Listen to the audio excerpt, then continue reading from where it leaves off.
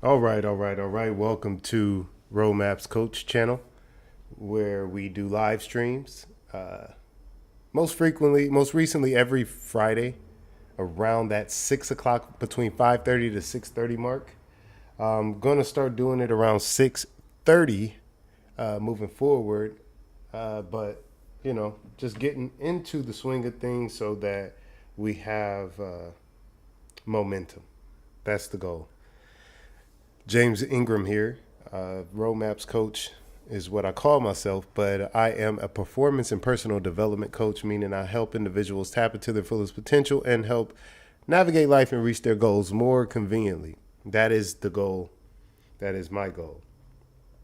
I am also pulling up Spoon because I do live stream there. I'm also live streaming on my Roadmaps Coach channel on Instagram. So, with that said, I think we are about ready to get into it. And as always, I want to thank you for being here because you could have been anywhere else on the internet, but you are here with me, and I appreciate that. So, let's get it going. Oh, do I have to enter the title again? Well, let's go. Update title and start live streaming. 3, 2, 1. We are not sharing. And here we go. So, the topic that I will begin with, because there is no specific topic for the entire talk, but there are multiple topics that we will cover. I want to start with the concept of repetition because I did just post a video on my Instagram channel which talks about consistency, repetition, and habits. Now, the thing about consistency is the more you do something, the more you become fluid in it or with it, which is always something that shows progress, it displays progress. One of the things that I've started to do recently was working out again. I was in a little bit of a rut because of my sister's passing back in May, and I hadn't been working out since. So May, June, July, August, and September, for the past 4 months, not only have I not been working out, but I've been eating whatever. I was drinking sodas, juices, stuff like that, and eating candy, eating junk food, and I gained some weight. I did. I gained over 20 pounds. So at the beginning of October, I told myself, and this was after my uncle passed. So I went back to Ohio for another funeral, and I came back, and I told myself, it's time to get back on the ball. And that's exactly what I did. I got back on the ball. I stopped drinking any sugary drinks. So no sodas, no juices, no punch, only water. I started taking my vitamins again, elderberry, spirulina, astragalus root. Yeah. Oh, and sea moss. I also started working out again. So doing my pull-ups, dips, squats, and jump ropes. Oh, and glute bridges. I go for walks. I try my best to get at least 10,000 steps in 3 times a week, and then 5,000 steps on the other days. So I'm not trying to push myself to the limit because I'm a little older and my bones are becoming a little bit more fragile. But nevertheless, I'm just being more aware of my vehicle that we call our body, and also reading more, reading a lot more. I've been reading, but I've been reading even more as of October. Mainly reading on coaching, brushing up on my knowledge, my skills, the questions that I would ask in my sessions, one-on-one. I've also been working on my website. Just got my business cards in from Canva. I'm so excited to start my tour in terms of going around and introducing myself to different businesses, different universities and institutions, letting them know what I do, who I am, and how I can help them. So with that said, consistency, repetition, and habits. All right. So when you are consistent in something, the more consistent you are, the more repetitive things start to become. And the more repetitive things are, the more fluid you are in those things. And those things that you are fluid in creates habits. And those habits are what is going to shape your life. So, for example, if you are consistent with smoking cigarettes, meaning you smoke them every day, but in that day, you smoke them, maybe you smoke 5 cigarettes a day. That's repetitive. You're you're not only smoking consistently, but you're smoking repetitively. And the repetition of smoking will lead to potential lung cancer. So it's the habit of repetitively smoking that will create and shape your life later on down the line. It may not affect you right then and there in the moment, but later on down the line, it could catch up with you. Which is one of the reasons. And I used to smoke cigarettes. I'll be completely honest. I used to smoke cigarettes. It's been over 4 years now since I've smoked a cigarette. But I was aware while I was smoking, I was aware of the damage it could cause because that was how my father passed away. Lung cancer. My man was smoking cigarettes since the age of 12 and he passed away at 71. So he was fortunate to live as long as he did, smoking as long as he did, but I knew what could become of me had I continued down that path. So I told myself, I need to start becoming more of the better version of myself. I was already becoming a better version of myself, but I had to become an even better version of myself, which means I had to change what I was becoming consistent in, what I was being repetitive with, and what habits I was creating. So I started to create different habits. The habits being listening to motivational videos more, reading more, talking with individuals who are about progress more. For example, these are just some of the things that I'm, naming right off the bat. But whenever you are looking to improve your life, look at your surroundings, look at your habits. What are your habits? Could you cut those things out that might not be beneficial? And if they aren't beneficial, what's at stake if you stop doing it? What would happen if those things that bring you obvious, I'm going to assume that it's pleasure in this case. And if it is bringing you pleasure, what would happen if you stopped receiving that pleasure and you stopped whatever it was, that habit? If you stopped that habit that was bringing you pleasure, what would happen? You see, so the question becomes, what is at stake if you continue with the habits that you have that you know are not good for you? Again, I'll repeat that. What is at stake if you break the habits that you know aren't good for you? What do you gain? There we go. What do you gain if you break the habits that you are aware of that aren't good for you? What do you gain if you break the habits that you know aren't good for you? That's a better way to phrase the question. What do you gain if you break the habits that you know aren't good for you? And that's what I had to start really thinking about. Improvement of health. If I'm not smoking cigarettes, maybe I could play basketball longer. Maybe I can go for a jog for more miles. Maybe my breathing rhythms will be more on point. So it's about being aware of your habits, being aware of your consistency. What are you consistent with, and what are you repetitive in?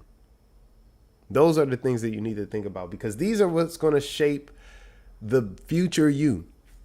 Because all your thoughts, all your habits, all your actions, or lack thereof, will shape your future. People say the rich stay rich and the poor stay poor, or the rich get richer and the poor get poorer. It's because we don't look at our lives in the cycle that we are in. Poor remain poor because they are surrounded by environments, people, etc., that feed into the low vibrational version of themselves, which in turn only allows them to see themselves as the low vibrational being that the environment sees them as. Whereas the rich understand their potential, understand what's at stake if they don't try and reach their fullest potential, therefore getting better results. So what we really need to think about, to be honest, is, are you aware of your potential? That is the real question. Are you aware of your fullest potential? What do you believe you can become? Do you believe that you can become a manager or a supervisor at your job? Do you believe you could become one of the best actors in the world? Do you believe that you could become a millionaire? Whatever it is, I'm just naming random things, but do you really believe that you can do this? That is the real question. And if you do, you need to start looking back at your habits. Do your habits align with your beliefs? If you say that you could become the best motivational speaker ever, are you practicing motivational speaking? Whether in front of people or not, are you practicing? If you say that you could become the best basketball player ever, how often are you playing basketball? How often are you working out? How often are you watching those tapes? Some of the greatest basketball players, they tend to watch games and analyze and mimic moves. And then they practice those moves in the gym. They don't only just practice shooting and dribbling. They practice certain moves. How much do your habits align with your beliefs? Because if you truly believe, and this is something I'm going to add to my PDF, which is the cheat code to manifestation. Do your habits align with your beliefs?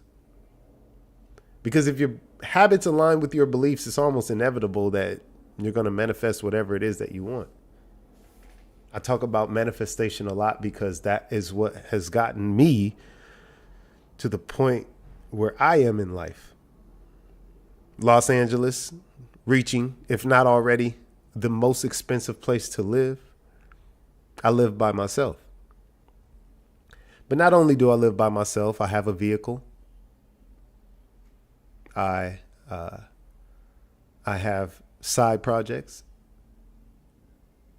So one being Roadmaps Coach. Not only my YouTube, not only my Instagram, that's just the bonus, but it's the actual coaching practice. It's the actual speaking at events that drive me. So I have that. But I also have Mega Dream Plus, which is my music production company where I produce and write songs for individuals. On top of my job, working. And that doesn't mention everything else in life, family, friends, who you have to look out for. So I want you to understand that your habits have to align with your beliefs. If you believe whatever it is that you believe, you have to ensure that your habits and your actions align with those beliefs. How do you walk? Do you walk with your chin up? Do you walk with your shoulders back? Do you got a little pep in your step? Or are you walking a little stiff? When you speak, are you speaking clearly? Can we understand what you're saying? These are all things that you have to take in consideration when you are trying to become the best version of yourself.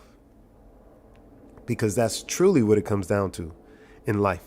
Being the best version of yourself, being on point, learning how to do this, learning how to do that, remembering how to do this, remembering how to do that, and then applying it.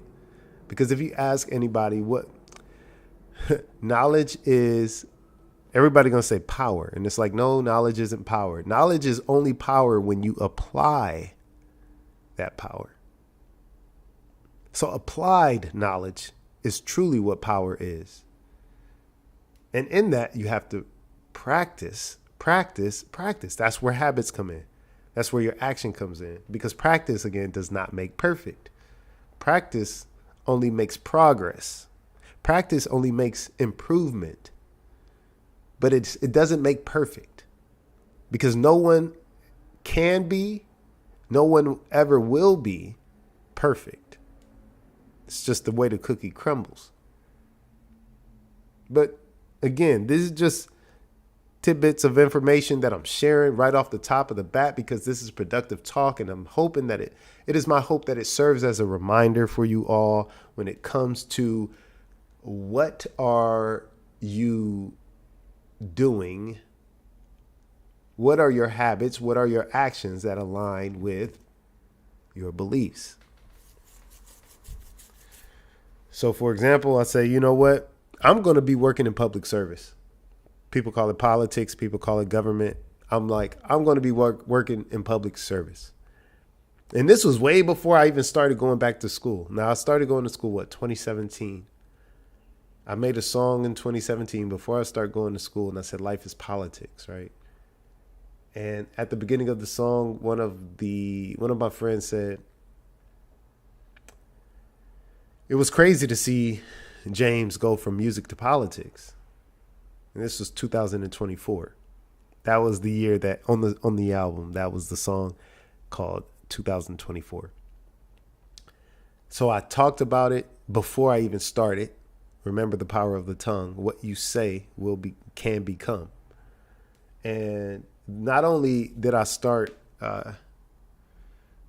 talking about it, I started seeking out. I started reading up on. I started following the news, individuals who were in public service.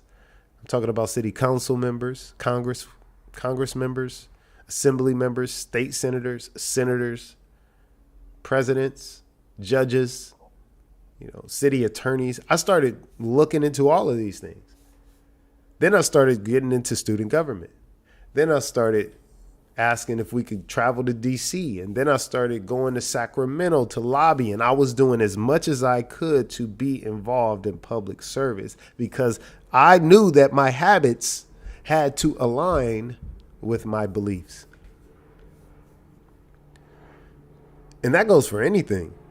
That's why you see me post so much on both Instagram and YouTube, because I'm aware that I need to push out content that reflects who I am in order for myself to fully believe, because those are the habits. When I wake up, what content will I be sharing today? Am I going to make a video talking about a specific topic? Or I'm going to share a clip of myself working out? Or am I going to share a clip of something that I already did that needs to be shared with the world? These are all things that I think about in the morning. You got to wake up thinking about it. You got to go to sleep thinking about it. It's not rocket science. At the end of the day, when it comes down to it, your habits have to align with who you vision yourself to be, meaning your habits have to align with your beliefs.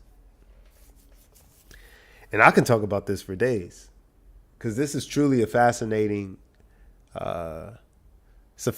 topic for me, because I've seen and have done this in numerous arenas. So I've done it in music. I've done it with car sales. And now I'm doing it with public service. And moving on, now I'm doing it with coaching. So I've worked with 4 clients so far just to talk with them about what challenges they were facing. And I would ask questions. I would ask them. Same thing. What does that look like for you? What is the overall goal that you would like to accomplish with this session? From there, what are the challenges that you're facing? So I think now this is a good time to get into segue into the GROW method.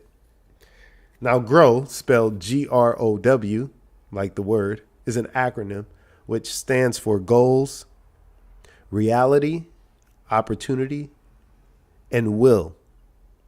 Starting with the G. G is for goals. What are your goals? What do you want to accomplish? Right? So once you got that out the way, then you go into reality. What is the reality of your situation right now? Meaning, what are the challenges that you might face or that you are currently facing that you will have to overcome? So that's reality. Then you get into the O. The O is for opportunities. Now, what opportunities do you have? What are the resources? Who are the people you know? How much money do you have? How much time do you have to put towards this goal and to overcome those challenges that you face in your reality? And then lastly, the W, which is for will. What actions are you willing to take in order to accomplish your goals? You could practically say, what habits are you shaping that turn into a lifestyle that will inevitably catch up to the goal that you've set, that you want to accomplish? Most people don't believe in themselves. And that is, let's say, most people believe themselves to a limit. Meaning, you might believe in yourself, but you probably believe in yourself just enough to get a job at McDonald's. When in reality, you could get a job. You don't need a job. So I know so many people who are hilarious who have never posted a funny Instagram video, a funny TikTok, because they don't believe in themselves. They don't believe people would like it. They don't believe they can get traction. They don't believe people will like it. They don't believe people will view it. But they believe they can fill out an application and get hired at a fast food restaurant. So we have to change the perception of ourselves. And remember, in the last productive talk that we had, don't fall into the trap of seeing yourself the way others see you. You continue that positive belief perspective of yourself. Keep that rather than taking someone else's perspective of you on. Because they don't know you. They don't know what you're capable of. Nobody can tell you what to do with your life. Now, if you want to work at McDonald's, that's on you. Like, if that's all you want to do, totally fine. But we have to step out of our comfort zone, because then and only then, when we are out of our comfort zone, is when we really and truly see success. You will not wholeheartedly, I say this with all due respect, but if you are lazy and content with life, even though you know you could be doing better, it's hard to see true success. What is success? Earl Nightingale defines success as, what does he say? He says success is the progressive realization of a worthy ideal. That's what he calls it. The progressive realization of a worthy ideal. Worthy ideal. Not the progressive realization of an ideal. Because after that, anybody could be successful. Any and everybody would be and is successful, because we all have ideals. Doesn't mean that they're worthy. You have an ideal to smoke crack, and you have a progressive realization to smoke crack, that's not success. I'm sorry. That's just an example of how you have to have a worthy ideal. And it has to be worthy to you. And I don't care what anybody says, you know what's truly worthy in your mind. So if you really want to be successful, you have that's where it starts. The progressive realization of a worthy ideal. Right? Now, a lot of people will, again, they don't believe in themselves. They don't believe in themselves because they are discouraged. And discouragement is rooted from two different places. One, lack of information. You're discouraged because you don't know how to do something. You're ignorant, right? Ignorant meaning you don't have the information. But the other is being in a situation that you have no control over. That can discourage a person as well. And again, you can look back at Earl Nightingale. These are some of his concepts and thoughts and ideas, which I agree with. So if you don't have the information, it's going to discourage you. If you're in a situation that you can't control, you will also be discouraged. However, if you are aware that you are being discouraged or that you are discouraged, if you can at least become aware, then and only then will you can start seeking out the information. You can start surrendering to certain information, to certain situations that are out of your control. Don't stress on things that you can't control. My friend DJ, he says, when you start to control the things that are out of your control, the things that are out of your control will start to control you. Some of the realest stuff. I'll say that again. If you try, he said, if you try to control the things that are out of your control, the things that are out of your control will start to control you. So shout out to DJ for dropping those bars. And I take everything into account. You don't have to be a coach. You don't have to have a master's degree. You don't have to. Truth is truth. Real is real. I take heed no matter where it comes from. From a friend, from a family member, it could be a homeless person. Everybody has knowledge, but the problem is we don't like to receive and then apply. Then and only then when we start to apply the knowledge that we've received, that we are aware of, we can become powerful beings beyond measure who can create limitless, beautiful abundance. So remember, consistency, repetition, habits, and in those three, will start to shape and create the life that you either do or do not want. As always, I want to thank you for being here because you could have been anywhere else on the internet, but you're here with me, and I appreciate that. This is Roadmaps Coach, your performance and personal development coach, signing off. And until next time, peace.